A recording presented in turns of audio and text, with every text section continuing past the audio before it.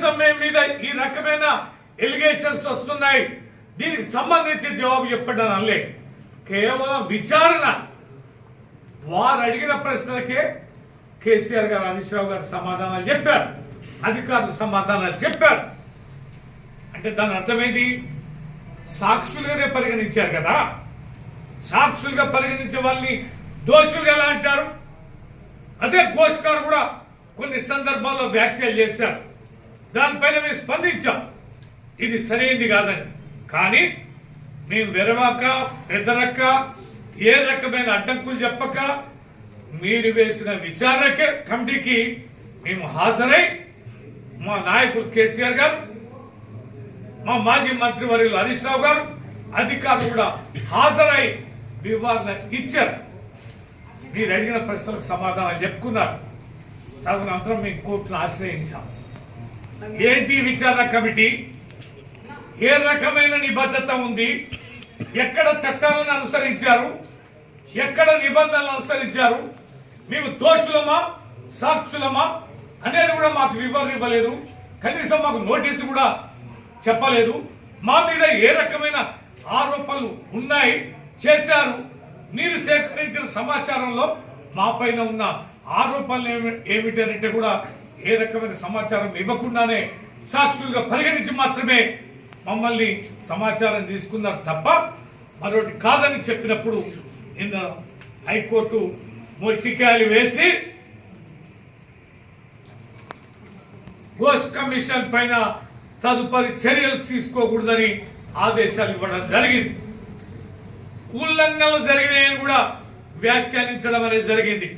నిన్న మొత్తంగా కూడా చట్టపరంగా ఏ రకంగా కోర్టు వ్యవహరించింది అనేది మనం చూసాం. దీనికి గల కారణం ఏంటి? యావత్ తెలంగాణకి నీరు అందించాం. మీ విచారణలోనే దోషం ఉంది. 94,000 కోట్ల రూపాయలు కాళేశ్వరం మీద మీకు ఖర్చు పెట్టాం.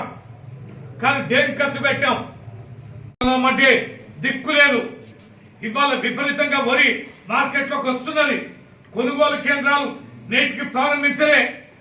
రైతు భరోసా ఎకరం బీఆర్ఎస్ సభ పెడితే 1 ఎకరం, మరో సభ పెడితే మరో ఎకరం.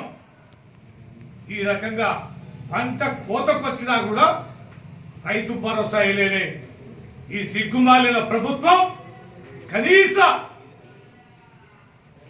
6 గ్యారెంటీలను అమలు పరచలేని దుస్థిత. మహా గొప్పగా చెప్తావు కదా, మహిళలని, కోట్లాది మంది మహిళలని ఉచిత ప్రయాణం కల్పించిన మరి వాళ్ళ ఆర్టీసీ కార్మికులు ధర్నా చేస్తున్నారు. బస్సులు స్తంభించిపోయినాయి. పోలీసు జులం, 144 సెక్షన్స్, విపరీతంగా అరెస్టులు, దౌర్జన్యం, దమనకాండ. కనీసం వారిని సముదాయించుకునే వారి కనీస మాటలు కూడా అమలు చేయలేని దుస్థితిలో ఉన్నావు కదనయ్యా. కేసీఆర్ విలీనం చేస్తా అన్నాడు. షేరే మేము చేసి తీరుతామని హామీ ఇచ్చావు కదా, మేనిఫెస్టోలో చెప్పావు కదా. ఏమైంది విలీన ప్రక్రియ? ఏమైంది పే స్కేల్? ఏమైంది పిఆర్సి? ఏమైంది? కొన్న బస్సులన్నీ ఎవరికి అప్పచెప్తున్నావు? కొన్న ఎలక్ట్రిక్ బస్సులన్నీ ప్రైవేట్ వారికి అప్పచెప్తున్నావు.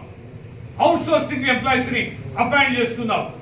కనీస వేతనాలు రివిజన్ కూడా అమలు పరచలేని సిగ్గుమాల ప్రభుత్వం వీరు ఇవాళ ఆర్టీసీ పైన ఇవాళ దిగజారి